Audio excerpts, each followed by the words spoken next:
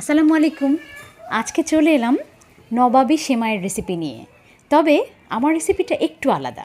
আমি custard powder কিংবা food colour কিছু ব্যবহার করিনি, আমি একটু অন্য রকম করে বানিয়েছি। তো প্রথমেই 2 লিটার দুধকে ঘন করে 1 লিটারের মতো বানিয়ে নিয়েছি আমি। সেখান থেকে 1 লিটারের চেয়ে সামান্য কম ব্যবহার করেছি। তারপর তার ভেতর দিয়ে দিয়েছি 3টা ডিমের কুসুম।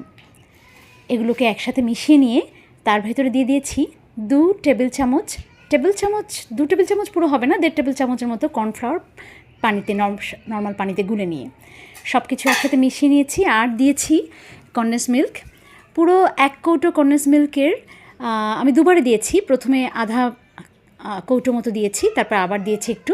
মিষ্টিটা আপনারা আপনাদের স্বাদ মতো রুচি মতো দেবেন। তো সব কিছু মিশিয়ে ভালো মতো জাল করে একটু ঘন করে নিয়েছি। আর তারপর প্যানে দিয়ে দিয়েছি ঘি দিয়ে ঘিটা একটু গরম হয়ে গেলে এরপর দিয়েছি লাচ্ছা সেমাই। এখানে আমি 1.5 প্যাকেট লাচ্ছা সেমাই ব্যবহার করেছি, 1 প্যাকেট আর অর্ধেক প্যাকেট। এটাকে বেশ কিছুক্ষণ ঘিয়ে ভেজে নিয়ে তারপর দিয়ে দিয়েছি 5 চা চামচ গুঁড়ো দুধ। চাইলে আপনি গুঁড়ো দুধের পরিমাণটা আরও বাড়াতে পারেন, এমনকি কমিয়েও দিতে পারেন। আর তার সাথে দিয়েছি 3 চামচ চিনির ব্যাপারটাও একই রকম, আপনি আপনার রুচি মতো বাড়িয়ে কমিয়ে নিতে পারেন। তো তারপরে সব কিছু মিশিয়ে আবার একটু ভালো করে ভেজে নিয়েছি।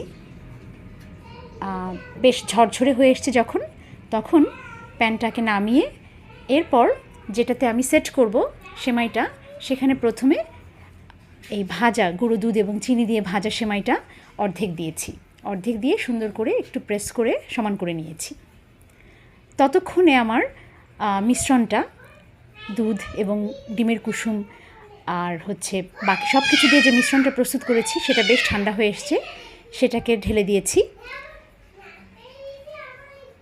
অনেক রেসিপিতে বলা হয় একদম গরমটাই দিয়ে দিতে, কিন্তু আমার কাছে মনে হলো যে একটু ঠান্ডা করে নিলে বোধহয় ভালো হবে। যাই হোক, বাকি যে অর্ধেক ভাজা সেমাইটা ছিল সেটাকে তারপর উপরে দিয়েছি।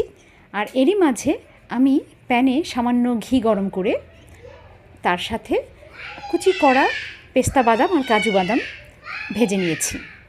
তারপরে এই রোস্টেড কাজু আর পেস্তা বাদামটাকে সেমাইয়ের উপরে সুন্দর করে সাজিয়ে দিয়েছি, গার্নিশ করে দিয়েছি। যাই হোক, এরপর মূলত 1 ঘন্টা বা তার চেয়ে একটু বেশি সময় ফ্রিজের নর্মাল অংশে রেখে দিলে ভালো হয়, কিন্তু আমার বাচ্চারা যথারীতি আবার ওরা আগে খেতে চেয়েছে, তো আমি পুরো 1 ঘন্টা রাখতে পারিনি। আধা ঘন্টার একটু পরেই বের করে কেটে নিয়েছি। তো এই জন্য পুরোপুরি সেট তখনও হয়নি, এরপরে পুরোপুরি সেট হয়েছে।